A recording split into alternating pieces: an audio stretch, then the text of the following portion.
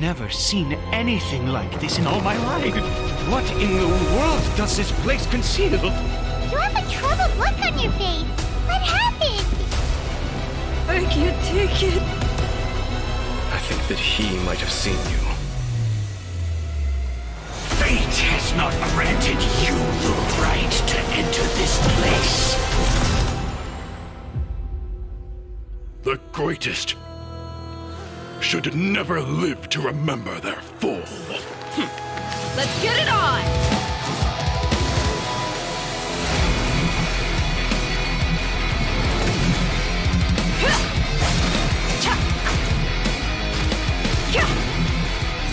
Hi! You're dead meat!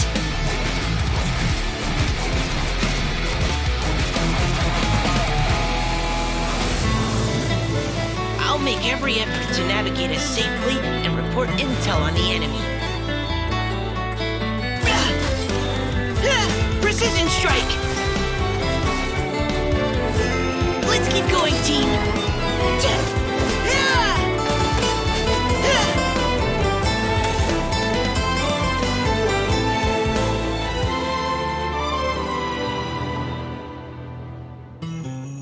That's Collei, right?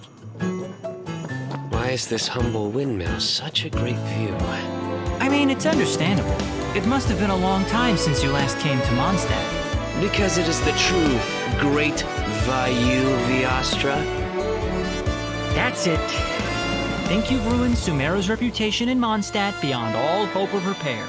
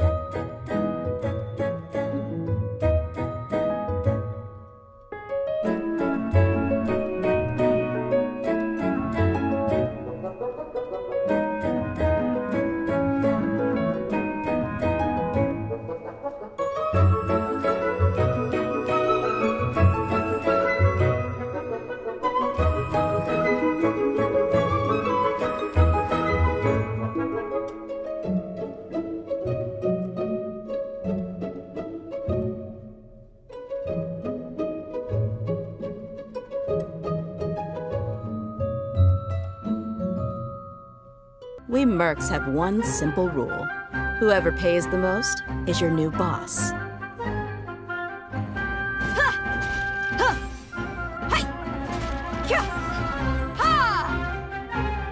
Let's get it on! Hi! You asked for it!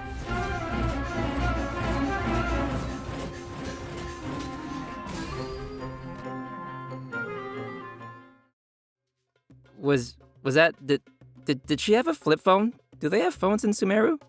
No, that's actually her makeup box. She uses it to keep her makeup fresh, you know, even when she's out on the job. In fact, she's always looking for a chance to go shopping for accessories with Candace. Interesting. So she's got a more, I want to say, refined side to her too? I feel like that's not really a common thing among, merc types, you know? Yeah, the mercenary lifestyle can be pretty rough, but she's not always on the job. She lets another side of her character show when she's off the clock, you know? Okay. I see. But I'm sure what everyone wants to know now is what her abilities are like in a fight.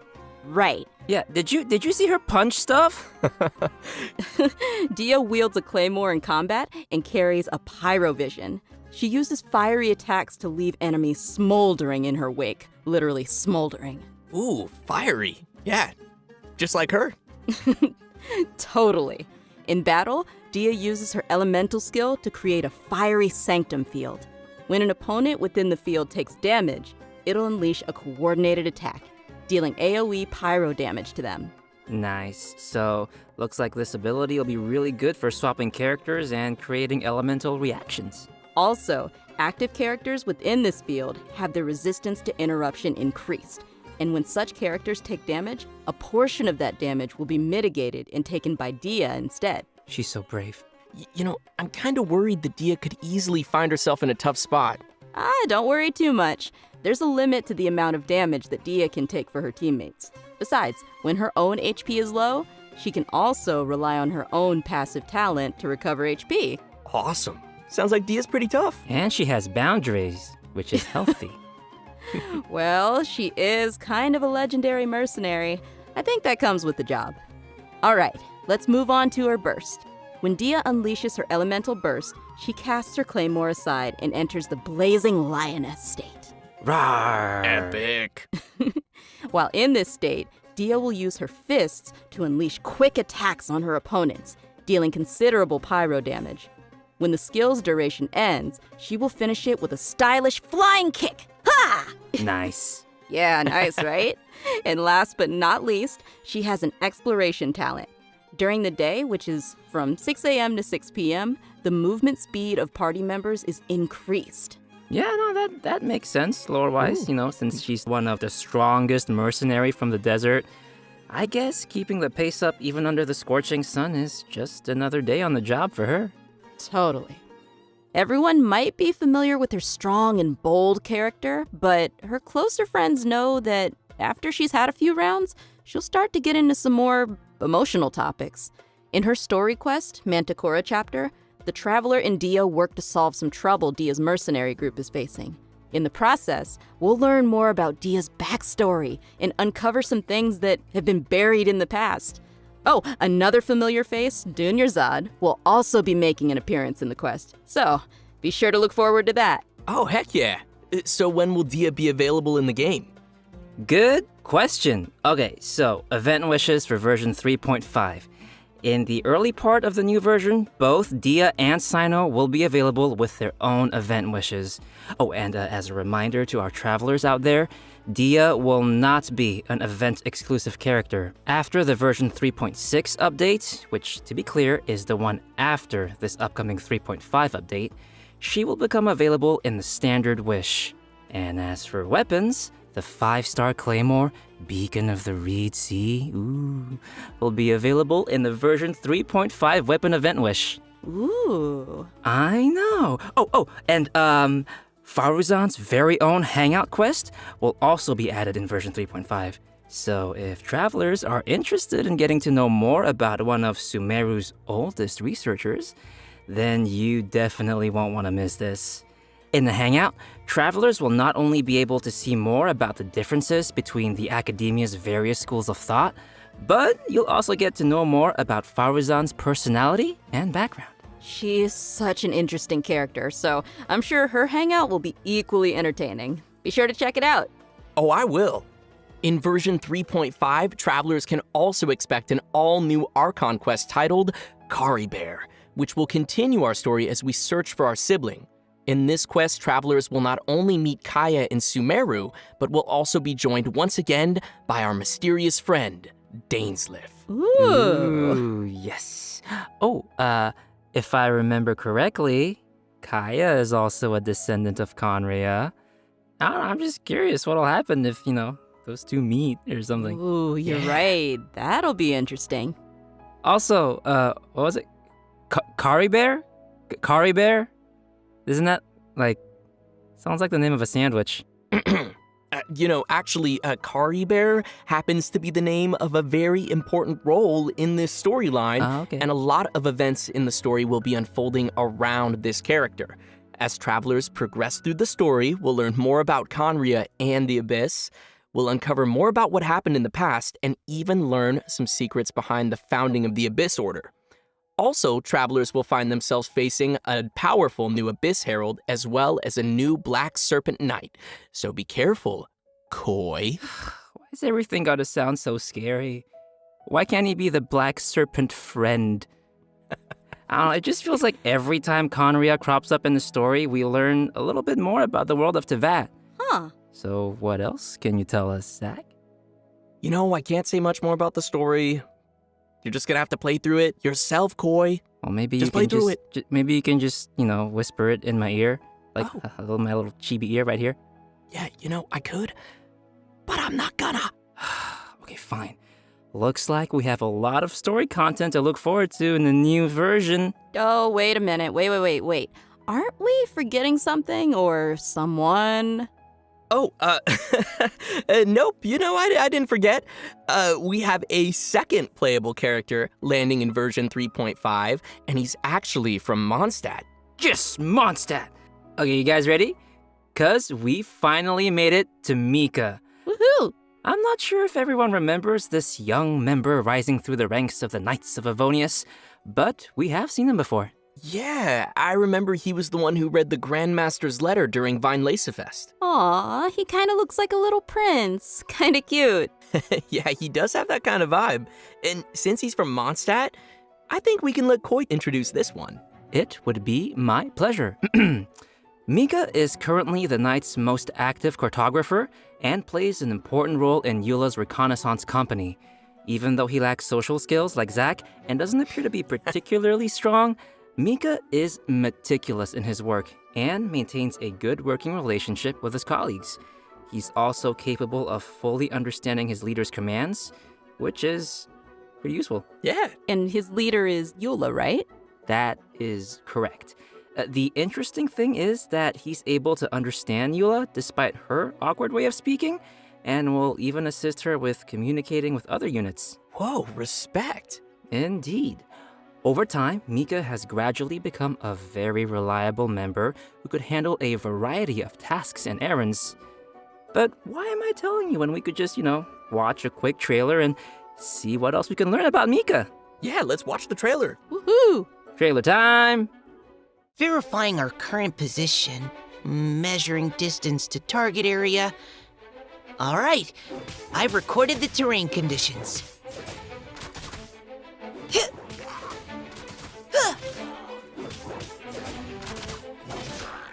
Providing cover fire.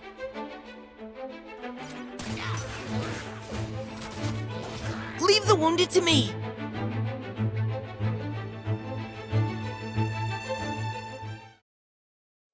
Who gave this child a crossbow? That's what I want to know. I mean, I guess since he was deployed as part of Grandmaster Varka's expeditionary force, it was him? I don't know. But anyway, his exceptional performance helped him gain the Grandmaster's trust, and he even taught him a couple of things. This training no doubt helped Mika develop a certain level of combat prowess, even if he himself wasn't aware of it. Ooh. For example, even though swords tend to be the weapon of choice among the Knights of Avonius, Mika uses a spear and a crossbow, which is a result of his combat instruction with Grandmaster Varka. His mentorship and focus on flexibility helped Mika find a combat style that is more suited to a little guy like himself. Huh, shakes it up a little bit. Yeah.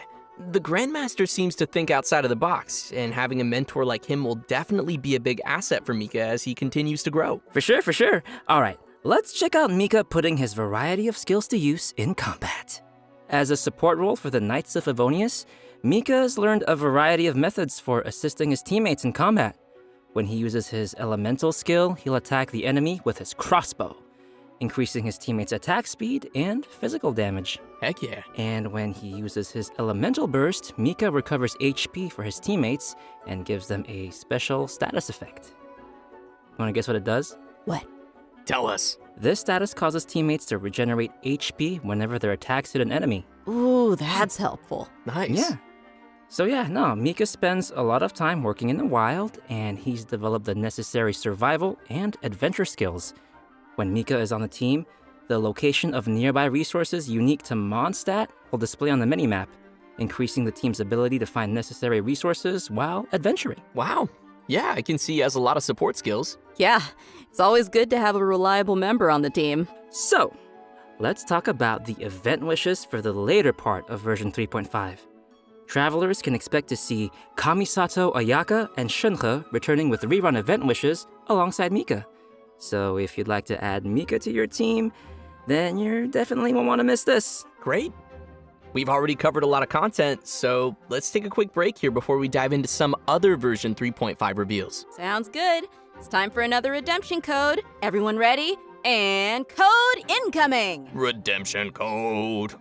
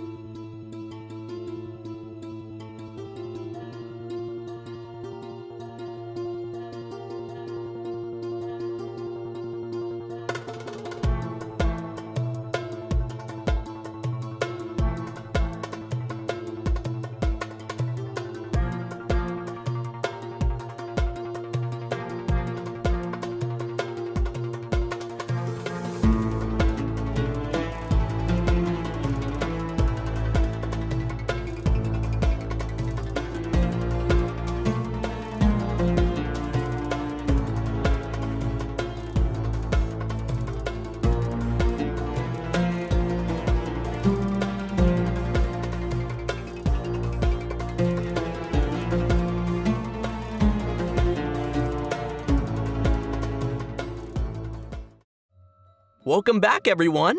Next, we'll be covering the events coming our way in version 3.5.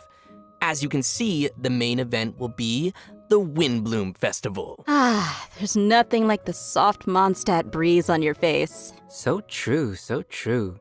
I'm sure many of you are already familiar with the festival. With time, it has become an important celebration of freedom and love for the people of Mondstadt. During the festival, people give fresh flowers to the ones they love and follow the important tradition of offering their Windbloom to the Animo Archon. Collei, who's now been cured of Elazar, will once again make her way to this nation of freedom during this romantic and colorful festival. Aw, I want to go. Cool. Excited to see her. Well, it gets spicier because accompanying her for the trip is Tainari and Sinao. Ooh, interesting. It feels unusual to see them all come to Mondstadt. Right? It's like all our friends from Sumero took a field trip. Collei will be playing an important role in this storyline, and upon arriving in Mondstadt, she finds a mysterious prophecy in a book. They must complete the 4 pieces of the prophecy in order to light the lantern of utmost joy and receive a supreme blessing. Okay, so I'm assuming this supreme blessing would do something like granting your wish, right? That's right. In the course of helping Collei find leads about the prophecy, travelers will get to know more about Collei's background and see how she's grown to be the person we know and love. Of course, we'll also be meeting lots of familiar faces throughout the event, so I'm sure there'll be plenty of smiles as we reunite with some old friends. Right on. Oh, sweet. Sounds like we'll be making some great memories in this one. Oh, by the way, did you two notice Timaeus standing in the background there? And there's a girl with him. Nice catch. How did you notice him? He's got such NPC vibes, just kidding. Yes, Timaeus will be playing an important role in this event, other than standing too close to the crafting table. But as for who the girl standing next to him is, we'll have to play through the story and see. Ooh. If they're appearing in an event like Windbloom, then it looks like it'll be a romantic story, am I right? Like I said, we'll see. Oh, in addition to the festival storyline, the Adventurers Guild will also be preparing some fun events for our travelers to participate in and experience the holiday vibes. There will be 3 available game modes: Floral Pursuit, Ballads of Breeze, and Breezy Snapshots. Yes. Awesome. Ooh. Ooh is correct. In Floral Pursuit, travelers will need to continuously collect bloom balloons to increase their score. After collecting a set amount of balloons, the next area will unlock, and once you've collected a specific number of bloom balloons in the final area, a ring of pursuit will appear. Touch the ring to leave the area and complete the challenge. And in each area, travelers will also encounter ersatz balloons that pursue you. If you're caught by an ersatz balloon, you will lose 1 pursuit point and be returned to the start point of that area. Ooh. Scary. So we'll probably need to avoid those.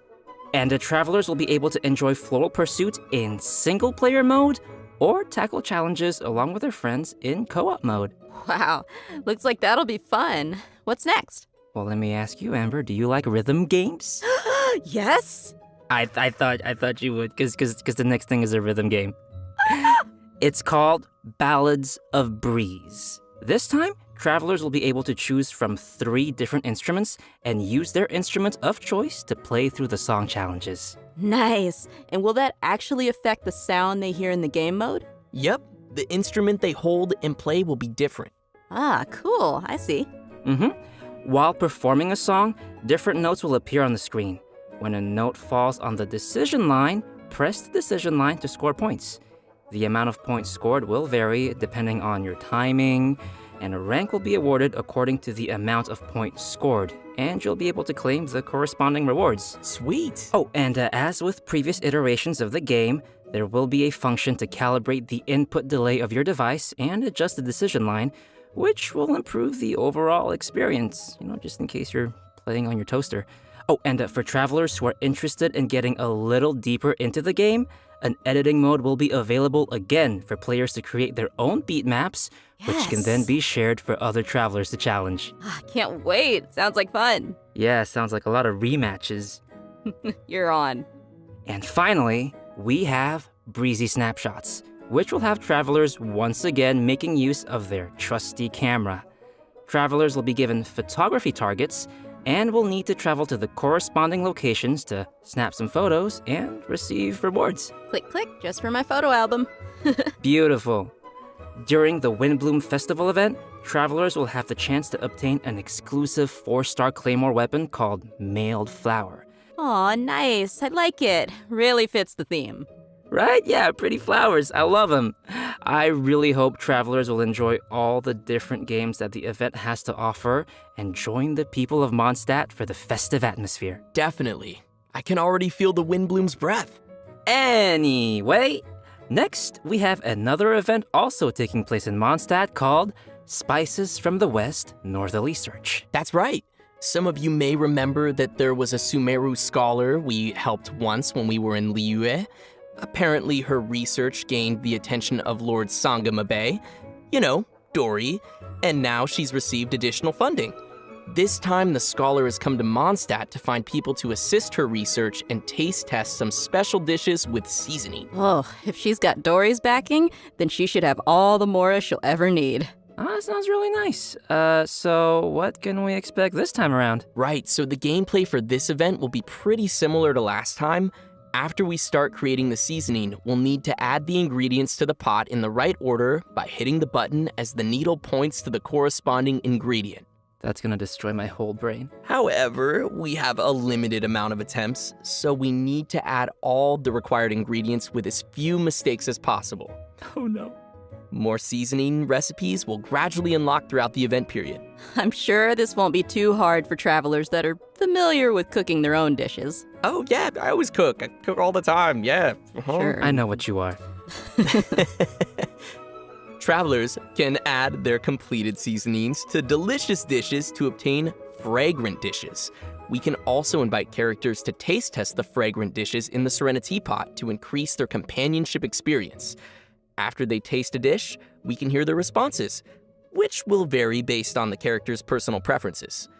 This will test how well travelers understand each character's personal taste. Oh no, that's gonna hurt my feelings. You know, because even if it's a fragrant dish, that doesn't mean that every character is going to like it. Ugh, too much salt. For our next event, we will be heading back to the lands of Sumero. For those of you who remember the Beast Tamers tournament, this next event is related to that. However, the format will be pretty different from what you might expect. Because the Wisdom Orb is still in its stages of theoretical research, it might be a while before our next competition. Okay, but have you considered that I want it now? I know, but don't worry. To keep discussion alive and the competition fresh in everyone's minds, the organizers have put together a new event to spread the word. They purchased the rights to Theater Mechanicus in Sumero and incorporated some fungi elements to design a completely new game called Fungus Mechanicus. Seems they're putting a lot of effort into promoting the competition. That's right. So what'll the rules be like for this event? I'm gonna tell ya. In Fungus Mechanicus, we will be controlling pieces that look like fungi, aptly named little fungi. Our enemies will be mechanici, which I'm sure many of you have seen before. The little fungi will automatically attack the nearest mechanici, and travelers will be able to select the little fungi and control their movement or order them to attack a specific target. During the challenge, we'll need to command our fungi and defeat all the mechanici to clear the stage and receive rewards. Hey, wait, did you say we're gonna go up against the mechanici that we were controlling in the previous Theater Mechanicus event? What's wrong, Koi, huh? What's wrong? What do you mean, what's wrong? They were our friends. Look, they're attacking your little fungi now. Oh gosh, you're right, they need to die. It's okay. By using Marvelous Jelly, we can let our little fungi unleash their skills. Using these skills at the right moment is the key to achieving victory. Marvelous Jelly will be gradually restored over time, and Plauditory Protection will randomly appear during the challenge, granting an additional amount of jelly. Looks like we'll need some strategy. Like, you have to plan out every move. Of your betrayal? Some familiar friends from the Beast Tamers tournament will be making an appearance too.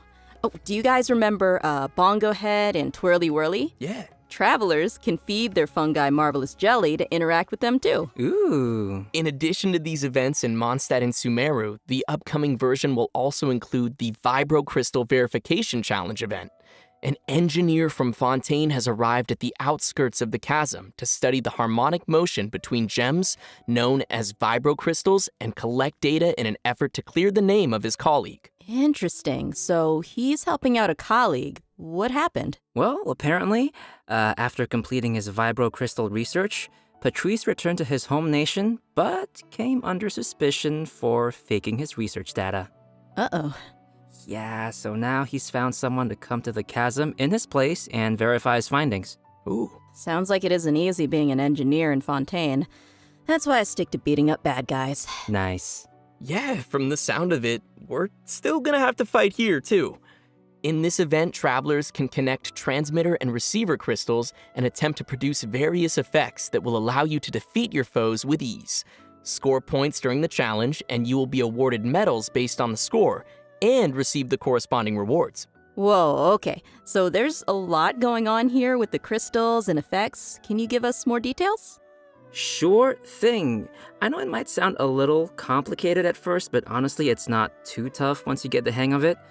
The various effects are basically buff effects that we can receive during the challenge, and these effects are triggered by combining transmitter and receiver crystals.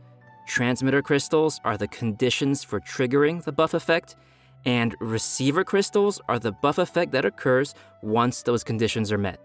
Oh, okay. I think I got it. Yep. And to conduct the experiments, travelers will need to assemble 2 teams of characters, as well as the corresponding vibrocrystal harmonic schema. Travelers will then carry out 2 rounds of combat, and for our newer players out there, there's no need to worry. The event will also provide trial characters to assist everyone in completing the challenge. Oh, Ooh, nice. It looks like this event will also be awarding different tiers of medals. In that case, I'll aim for... The highest tier? The garbage can? No. Just aiming for participation rewards. Yeah. I like my suggestion. Anyway, Amber, what else is there? In addition to the events we've already mentioned, version 3.5 will also be featuring the classic Leyline Overflow event, which will give travelers the chance to stock up on character experience books and more. I'm sure many of our viewers are pretty familiar with this event. It's super helpful for those who are looking to level up your characters, so be sure not to miss it. All right, switching gears. In version 3.5, a limited time heated battle mode will be available in Genius Invocation TCG, which will feature some special rules. Nice. So what are we looking at here? Basically, this mode will be all about reducing the cost of elemental dice. So, the number of elemental dice required to play the first card from your hand every round will be reduced by 2. Also, the number of elemental dice required to use the first character skill each round will be reduced by 1. Okay. Yeah, from the sound of it, the pace of the game will be much faster. Yeah, I like it. I hope all our Genius Invocation fans will enjoy it. Last but not least, we have a system-related update. I think you'll like this one. After the version 3.5 update, the game will be adding additional rewards for completing Archon quests. Upon completing each Archon quest, travelers will receive 1 Intertwined Fate, along with a variety of other rewards. Once the update is complete, travelers can view the tour guide feature in the Adventurer's Handbook to claim the corresponding rewards. Yay! More Intertwined Fate! And just don't forget to claim it after the version update. I kind of do that sometimes. And with that, let's get to today's last redemption code. Redemption code, sounds good.